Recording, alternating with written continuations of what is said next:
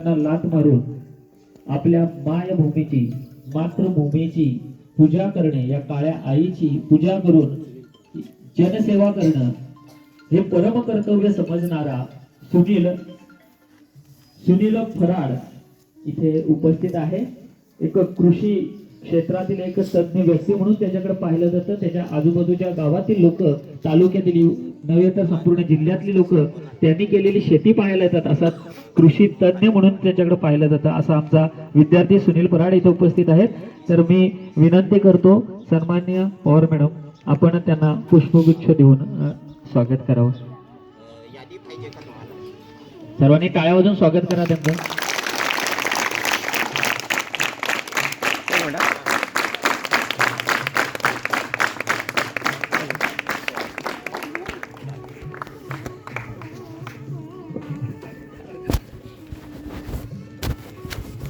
त्याचबरोबर लहानपणापासून अभ्यासाची आवड असणारा व अजून सुद्धा अभ्यास करतो आणि एमपीएससी सारखी अतिशय कठीण अशी परीक्षा आलाय पास करण्याचा जो प्रयत्न करतोय असा विशाल जाधव, तो सुद्धा येणार होता, मात्र तो त्याच्या त्या बिझी शेड्यूलमुळे येऊ शकला नाही। त्याचं सुद्धा आम्ही इथून का होईना पण त्याचं स्वागत करतोय।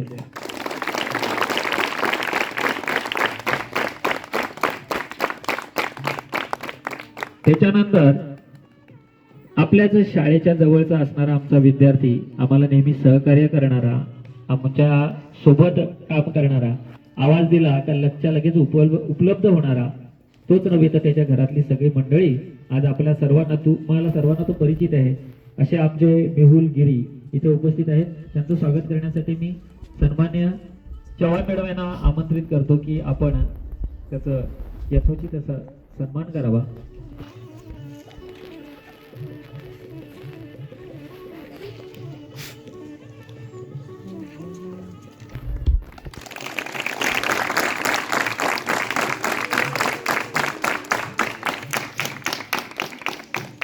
यानंतर आपल्याच शाळेतील एक विद्यार्थी, आज विविध क्षेत्रामध्ये आपण काम करताना पाहतोय, कंपनीमध्ये पण एका चांगल्या पदावर काम करणारा असा आमचा सदानंद भगते हा विद्यार्थी उपस्थित झालेला आहे।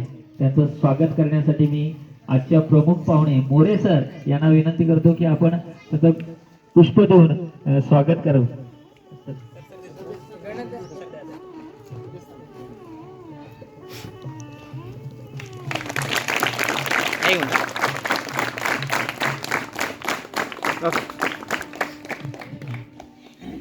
त्याचबरोबर